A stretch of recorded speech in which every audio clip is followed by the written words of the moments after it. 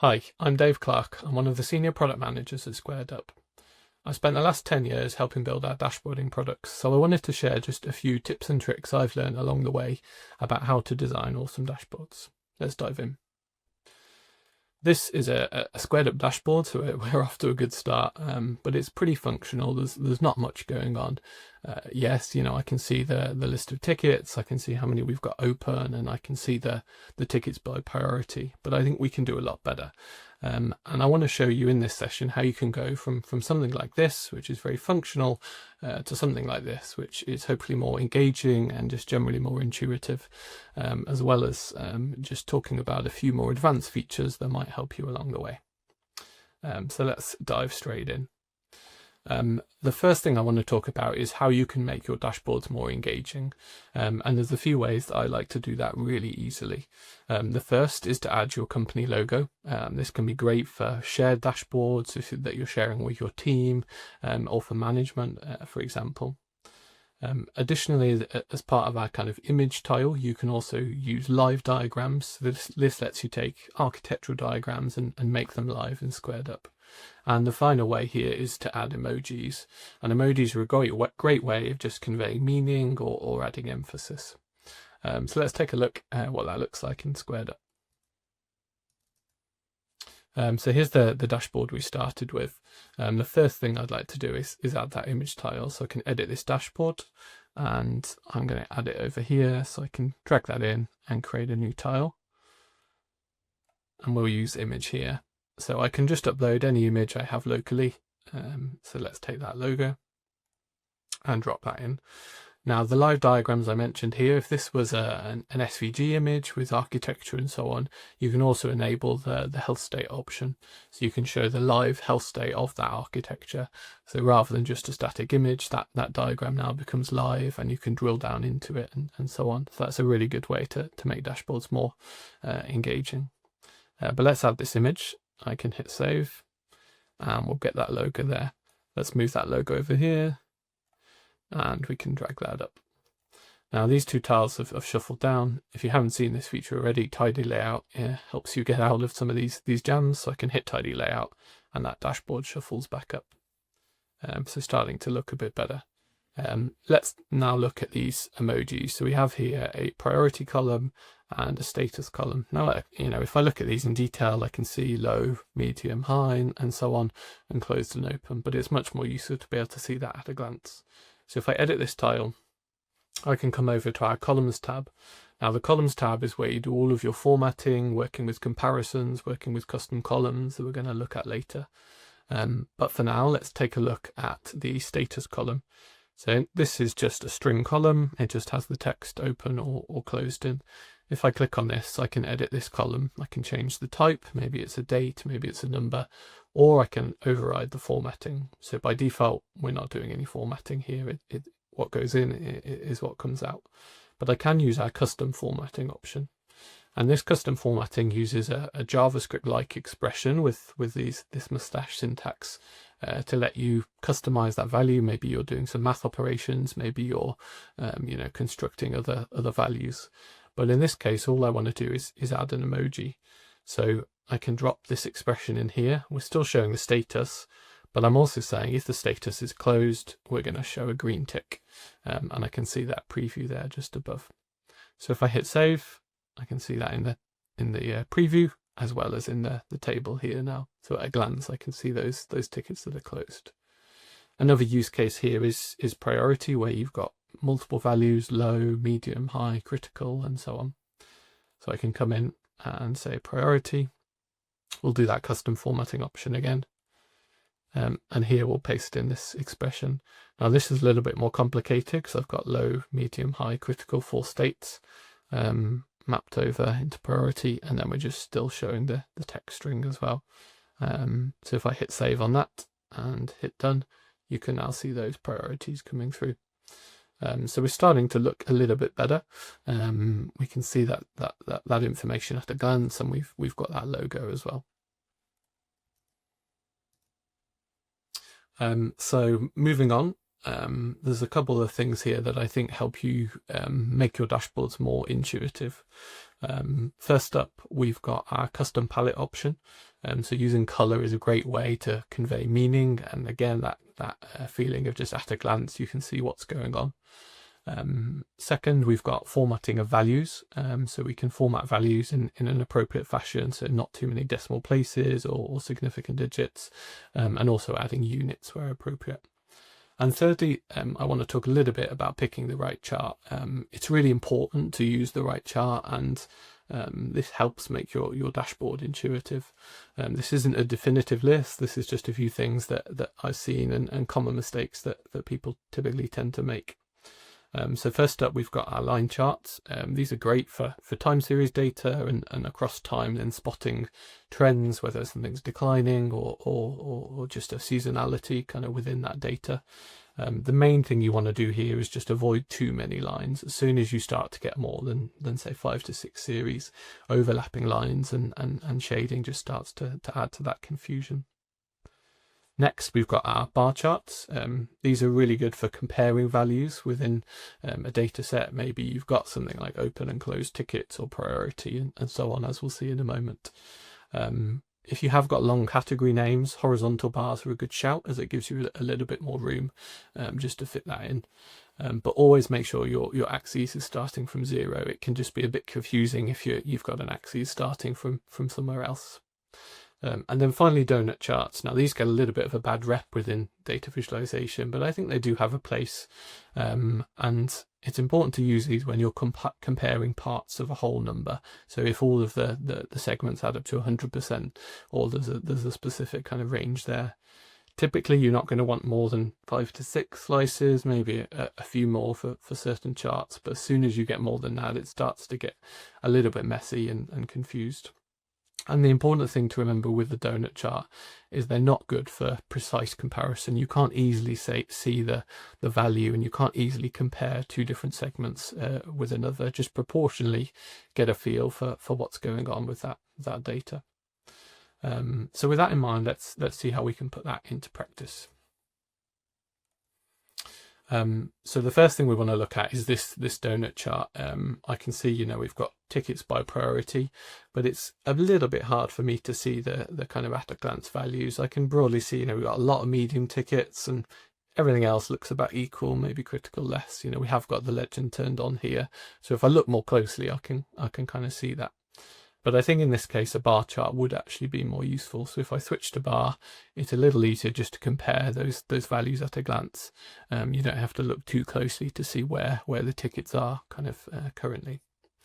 Now, ideally, I would also sort this low, medium, high, critical. There's a few ways you can do that today, but nothing really straightforward. So that is in our roadmap and coming soon. So to look out for that one. Another thing that then is really useful here is to use color to convey meaning. Now, critical, everyone knows, it is red, medium, high, kind of coming down from that color. Now, this isn't a feature that's available in the UI, so this is a JSON only feature. So if you come up here, select the ... menu and click Edit JSON. You can copy in a palette. So if I come down here to the visualization and then the bar chart, at the bottom here, I can drop in this custom palette. So this is simply mapping those values that we saw on the x-axis, high, critical, low, medium, to hex colors or other colors as you wish. And if I hit save, you can see those colors come through. So now at a glance, I can quickly see most of our tickets are within that yellow, that medium category. So this is really useful for things like status or priority, but also for things where there's perhaps recognizable colors like brands or, manufacturers even, or anything like that. So really, a really good way of just making that data stand out.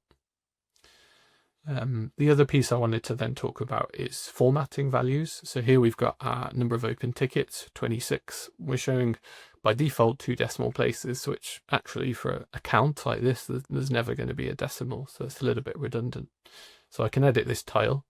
Again, we'll go to our columns tab and I can see our open tickets this week is set to 2 decimal places. And if I click into this, I can see that configuration there.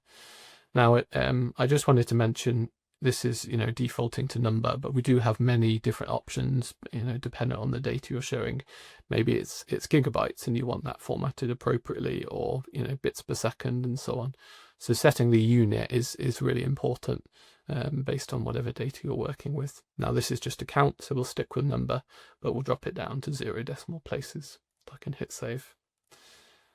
Something that's also really useful is making sure you're labeling data. So this 26 on its own is okay. But if we add a label here, again, at a glance, I can just quickly see what this tile and what this data is about. So really easy to do that in SquaredUp.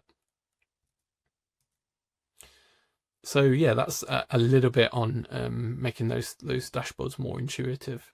I now want to move on to a few things that let us take that further. So we've got 3 things here. They are a little bit more advanced, but I think they do well to demonstrate just the power and flexibility of SquaredUp. So firstly, we've got comparisons. This lets you compare 2 values. In our case, we're going to look at tickets this week compared to last week and showing how that changes. We've got the ability to create custom columns. So this lets you come up with new data, whether that's, you know, doing a math operation, or in our case, we're going to use it to construct a link to each ticket, so the user can drill down to each ticket. And then finally, we've got SQL Analytics. Now, I won't demo this today, but I did want to mention it. I think it would need its own session. But SQL Analytics is our feature that lets you use just the power of SQL, the well-known language, to query data from anywhere. So whether you've got data from Azure or from AWS, you can query it using SQL and combine that data together. So a really common example there is taking your cloud costs from AWS and cloud costs from Azure and bringing those together in a single tile. Another use case is for more advanced shaping. SquaredUp lets you do basic filtering and grouping and sorting, but if you wanted to take that further, you've got the full power of SQL just at your fingertips there. So yeah, I won't demo SQL Analytics today, but let's take a look at these first 2 pieces. So the first one we're going to do is add this comparison. Now, if I look at this data behind the tile, we can see we have 26 tickets this week and 48 tickets last week. Now, the scaler obviously just shows one number, so we're just showing the 26 here. But I want to show you just how to use that comparison. So I can come into our columns tab, select add, and I've got 2 options here. We're going to start with this comparison option, and I can take tickets this week compared to tickets last week. Now by default it will output an absolute difference, so 22 less tickets, but a percentage is typically easier to work with for this kind of data, so 46% less tickets, and hit add. I can then come over to our scaler, and under comparison I can select this new comparison that's been added, and I can see that then showed on the scaler, so starting to get a bit more useful. Now, by default, we won't color this, but if you do enable monitoring on the tile, you can get that colorization. So if under monitoring, turn that on. By default, we'll use that comparison, and we'll treat a decrease as a good thing, so green, and an increase as a bad thing. You can obviously flip that if something going down was bad, then you can use less than rather than greater than here as well. But let's switch that back and save that tile. And then we'll see that green health state come in there. And now the other thing I wanted to add was the link. These are tickets from an external ticketing system. I can see the ID here, but I can't click on these tickets. I can't go and see replies or even go and reply myself. So what we're going to do is add a new column. So if I edit this tile and come over to our columns tab, I can say add and choose a custom option. And we're actually going to add a link column. So I'll call this link, and under type, I can select URL. Now this value expression is what we use to then calculate the value behind this row. So here, as an example, we're just showing you rows.length 50, but you can see there's various ways to use this. So creating URLs is a common one, mapping values or doing math operations as well. So if I clear this out and type those curly brackets, you do get some IntelliSense here, so I can select $, which is the current row, and index into that, and I can see the available columns. So ticket ID is what we want, and I can see that's coming back with our ticket ID. Now all I have to do is add a URL here, myticketplatform.com. Maybe it's a parameter here for ticket ID equals, and I can see that coming through. I can override the links so the link text, let's say view link there, and hit save. And now I can see that link on every row in that table. So here I can see view link and it's going to ticket 1. If I come across here, I can see that for all of those tickets. Now I also want to enable this as the row link for the table, and this just means that anywhere I click on that row, it will take me to that ticket page. So I can come in the row link and select link and hit save. And now wherever I click on the table, it'll take me to that ticket 05, off we go. So really easy to set that up just based on the ID here and a template, and suddenly you made that dashboard more useful. It's not just a dead end where someone goes to see this list and then they have to go off into some other tool to find them. They can click through and take action from there. So yeah, hopefully just a few ways to kind of level up your dashboards. That's it for the demos today and my top tips. Hopefully that was helpful. Just to recap, make sure we're picking the right chart, follow the rules, make sure we're showing data in the right way. Use color to engage your users, whether that's with emojis, adding images or custom palettes as I showed. And then level up those dashboards, so utilize our custom columns, comparisons, and the power of SQL Analytics to really take things further.